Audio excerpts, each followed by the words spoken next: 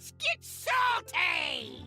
Hey everyone, Zeddy here again today with a brand new video, and I streamed like over 11 hours of Hearthstone, mostly early access Brawl, where we had an insane turnout, by the way. Thank you all so much for tuning in if you happen to be one of those people. But I got asked all day, what are some decks I can play in the early access Brawl? So I thought, why not make a video? We'll go over the best decks and also just some that I tried out that I had some success with, that if you happen to have opened some of these cards, you can give them a shot. But a lot of these decks, I will say, you don't need a ton of new cards. The quest decks are kind of dominating, at least early on. So we'll go over that, and we still have our giveaway going on that we announced yesterday for 3 rewards tracks out of my pocket. To enter that giveaway, like and comment in the video, link down description below. The one with that thumbnail over there. Be subscribed to the channel. Every 1,000 subs we get until next Tuesday, I will add another rewards track. So hit that sub button,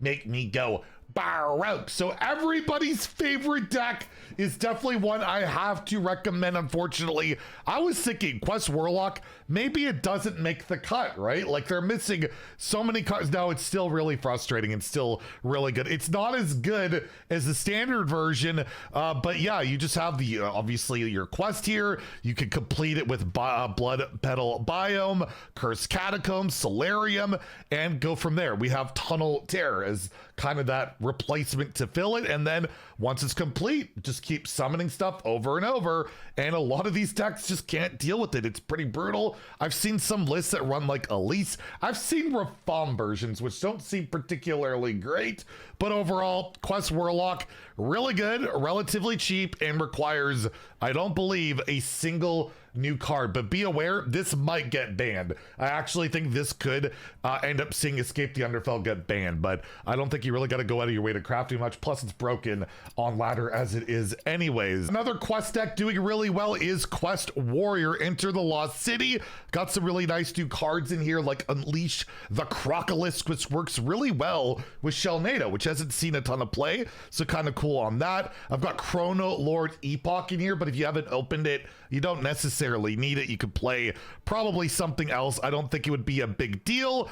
We got Guard's Duty, the great Dracarix, and Avatar. If you're wondering why we have cards like Avatar and stuff like that, well, that's to make Elise work, right? Wisp is 0 through 9. King Elise active, and she is arguably the best card in the entire Brawl outside of like Quest Warlock. She is so bonkers in most of these decks, as well as like Blobatar. But yeah, controlling package, try and complete that quest and take that extra turn, outvalue your opponent, and pretty sweet deck overall, very controlly. And again, you get to play some cards that you don't necessarily get to play on the regular ladder. And the other quest deck doing really darn well is Unleash the Colossus, the Demon Hunter quest, where, you know, you got to deal in like increments of 2. And again, not a ton of new cards in here, if like any at all. We got like Primordial Drake seeing some play, but yeah, get that quest done, overwhelm your opponent with a bunch of damage. And this deck, don't believe, really requires much new cards other than Time Lost Glaive, which, you know, it's got 2 attack,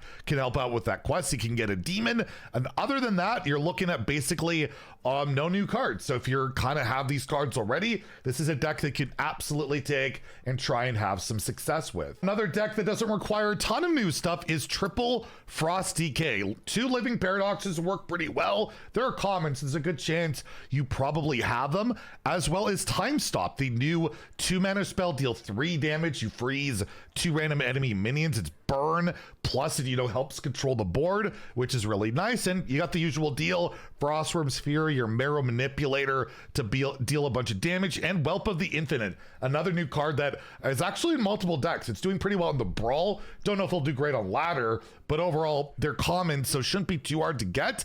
And even if you can't get those cards, you can probably slot in other things. But overall, yeah, Triple Frost DK, if you're looking for a more aggressive strategy and lock down some of those boards, it's certainly a pretty good choice. Elemental Shaman, I keep running into this on the Brawl. It seems to do pretty well because you got like really good cards like Wailing Vapor just to snowball the early game, and a lot of decks kind of struggle with this. This list is the most popular one I could find, but I noted it like runs Stormrook, which is going to be a hard card to acquire, but you could cut this entirely. Just, I'd recommend running 2 Blobatars. Blobatars really solid. And the other new cards are rares and commons, so they shouldn't be too hard to get. But basically, if you can't open them or you don't have them, you could slot in just other elementals to help fix that up. But overall, yeah, pretty cheap deck, and it can curve out, very aggressive. And I kept running into this, but I found when I was playing other aggressive strategies, I would struggle against this. Or I was playing like Control Warrior. Yeah, you could get controlled out pretty hard with this, but overall,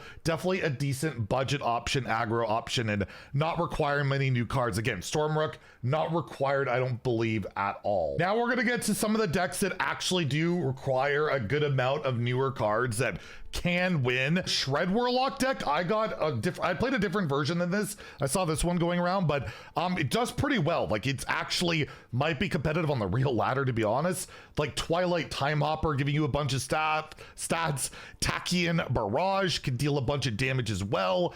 You have Entropic Continuity, which could buff everything up. This card is just nuts on, you know, any like good early game board. And you got Aggression in here. You got Mukla. We got Fate Breaker, which can give you a bunch of stats, get that buff, as well as Ruinous Velocidrake, a 5 mana 10/10 effectively, and even got some reach in here with Doomguard. So pretty aggressive deck, and it does seem to be doing pretty well. My version was a little bit different than this, but again, I'm gonna go with what has better stats overall. But Brawl's pretty wide open, right? Like, there's no set best decks outside of like Quest Warlock, and it's really stupid, but yeah, there is some flexibility. So again, if you're missing a couple of these cards, you can definitely mess around with this and see how it works out. You know, I have to recommend a Rafaam Warlock. If you managed to open up Time Thief Rafaam, it is a really rad card, and I got 6 wins with my only attempt with this deck. And yes, it's running Possessed Animancer, it's running Ultra Gigasaur,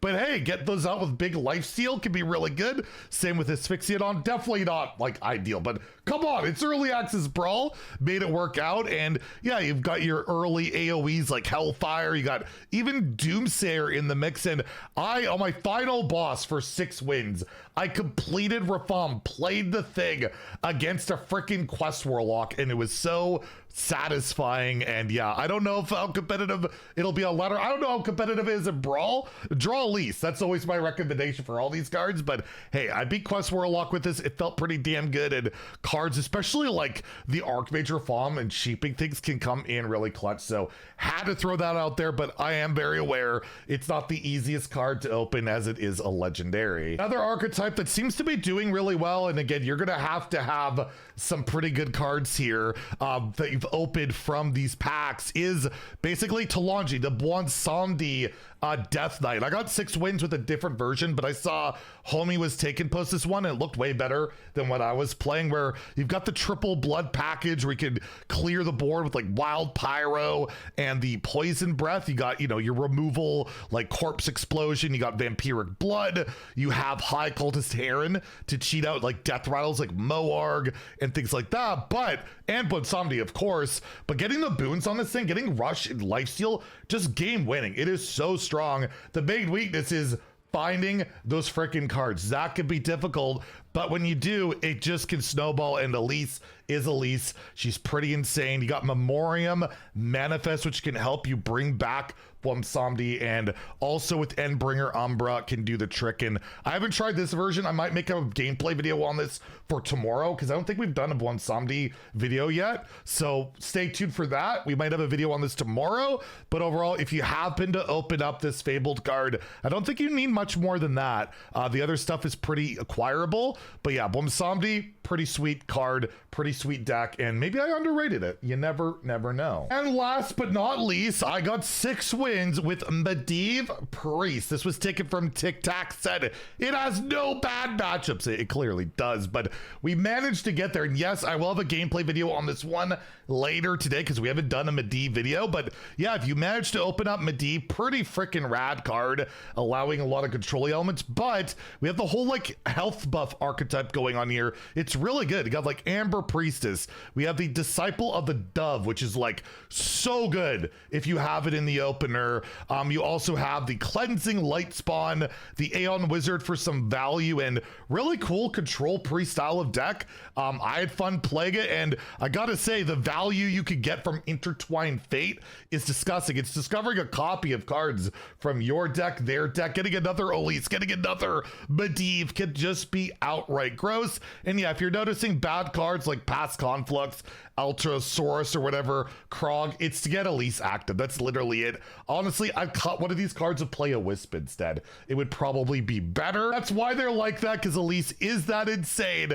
And yeah, if you happen to have opened these cards, you could give this one a go. But if not, tune in later today where we'll have that gameplay video. And I gotta say, my final boss was spectacular. You gotta check it out if you got the time. Anyways, hopefully this helps you guys out. Feel free to share ideas in the comments down below. And if you enjoyed the video, please like and subscribe. Have a great day and stay salty, my friends.